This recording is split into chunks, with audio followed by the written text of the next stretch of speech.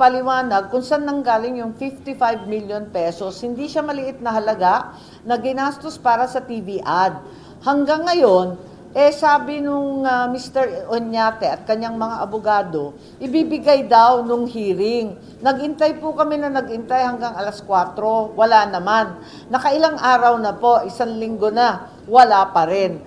Ang natitira na lamang po doon sa PI na investigasyon na nasa akin, yung pagsasalita ni Attorney Anthony Abad. Dahil siya kasi ang nakapirma doon sa form. Kinakailangan talaga siyang kausapin at magsinumpa ang salaysay kung kinakailangan upang ipaliwanag kung sino siya at bakit siya may et al.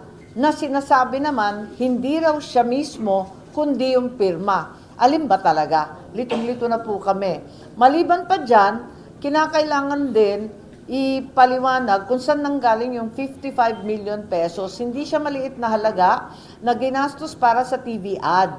Hanggang ngayon, sabi nung Mr. Oñate at kanyang mga abogado, ibibigay daw nung hearing. Nagintay po kami na nagintay hanggang alas 4, wala naman. Nakailang araw na po, 1 linggo na, wala pa rin. Kaya, kinakailangan ibigay yan kaagad at ipakita kung sino yung mga donors dyan. Tinitignan natin sa BIR dahil dapat nandyan din yan, may resibo dapat, at may pagbabayad ng donors tax. Lahat yun wala Kaya nakakapagtaka. At inamin rin ni Mr. Oñate na cash daw, sambulto ng cash ang dinala kay Mr. Greg Garcia. Baka maari naman nila i-detalye at ipaliwanag to. Dahil ang resibo naman, ba't napunta naman sa abogado? Parang napakagulo ng transaksyon.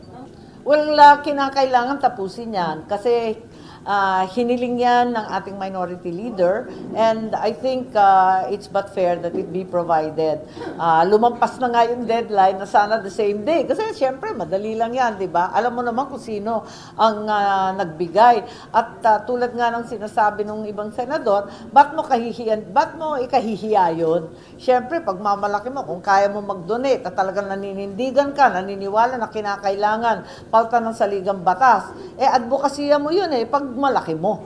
Wala namang problema yun. Hindi ko alam. Ang inamin lang niya, kalahati daw, nung 55 million, nanggaling sa kanya. Tinatanong nga, saan galing yung isang kalahati? Yun lang naman. Hindi ko kilala si Mr. Oñate. Palagay ko, nakita ko na rin yan kung saan-saan. Subalit, hindi ko rin alam kung saan nanggagaling ang pera niya, kung ano negosyo niya, at bakit siya may kakayahan mamigay lamang ng basta ng napakalaking halaga. Well, nag-email siya na after February 8, available na daw siya. So, tentatively, naka-schedule ako ng February 13, sana matuloy kahit at 13.